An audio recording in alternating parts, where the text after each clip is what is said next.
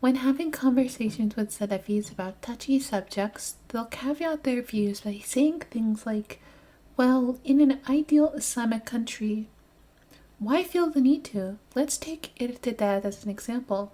If you were to ask a Salafi, do you believe in killing people for changing their beliefs? 100 times out of 100, the response will be, well, in an ideal Islamic country, they'll be taken to a judge who'll see the case, and then they'll be taken to a scholar to have their mind changed for 3 days. But here in the West, you can't kill someone for changing their beliefs. This is such an insane belief system for a few reasons. Why do your beliefs conform to where on the globe you are? You have a belief system which tells you that you must kill people who change their religion. In this hadith, where you get this ruling from, where does it say only applicable in Muslim countries? This is a matter of shariah, and shariah is a pillar of Aqeedah.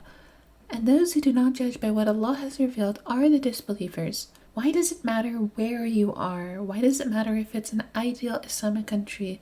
Islam is for all people of all times, right? Apparently, Salafis are quick to adopt, when in Rome, do as the Romans do, because it's not an ideal Islamic country. So why not apply the same logic to anything else, like halal food, hijab, salah, any Islamic action? Why so selective? You could say, oh, well, hudud is governmental. Okay, so is zakat. But we still have to pay zakat even if we don't live in a Muslim country. Which ayah or hadith mentions only hudud must be practiced in Islamic lands, but everything else is universal? I must have missed it. Whomever among you sees an evil, then let him stop it with his hand. Worshipping other than Allah is considered a crime against Allah, and Salafis would consider it the greatest evil. Okay, then in that case, why not follow the sunnah of Nabi Ibrahim alayhi salatu wasalam? As Uthman ibn Faruq said, that's why he was an ummah by himself. Everybody's against him, he sees the haqq, he stands. And that's why Imam al-Dhahabi says about Ibrahim alayhi salam. He says that he was implementing here the amr bil ma'ruf and nahy anil munkar by breaking the statute. This is what the implementation was coming. That against all odds, he went and did what he was ordered to do. Now think about that as an ummah. Today, if you are by yourself, in an entire society against you, your father against you, your family against you, the government against you, the king against you, the military against you, no supporters. The only person from his own people that believed in him was Lut, and that was later. So in the beginning it was just him. Right? Even then, he went into their place of worship and broke their idols. He didn't steal them and sell them. He didn't go and try to... And today in our ummah, oh yeah, I'm gonna go there.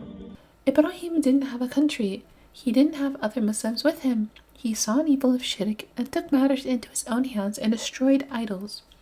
So why don't Salafis in non-Muslim lands go around to churches and temples and destroy shirk? That's a serious question. Why make up this clause? Well, it has to be a Muslim country, when we have a clear example of when that's just completely false. Really, it's because you guys know that these views are awful. When Islamophobes say you guys practice taqiyya, this is what they mean. You guys don't come out with your views. And maybe it's because if you were to actually hear yourself say this, you'd be like, wait a second, this is insane.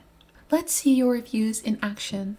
In 2016, Omar Mateen went to Pulse, a gay nightclub in Orlando, Florida, and shot over 100 people. Omar Mateen followed the hadith of judging by the appearance and killing gays. My question to you is, was this morally justified? There are only two answers. Yes, this is morally justified, or no, this is not morally justified. If you were to try to use the, well, if this was an ideal Muslim country, would that make it any better? If Omar Mateen wasn't a lone gun, but instead was sent by a Muslim ruler who sent out an order via an Islamic judge to shoot over 100 people, does that make it justifiable? Saying in an ideal Muslim country is supposed to somehow make it okay to shoot over 100 civilians in cold blood? This is ignoring the fact that it doesn't answer the original question, because ideal Muslim country refers to legality, not morality. But I'm sure your Salafi brain didn't even realize that distinction.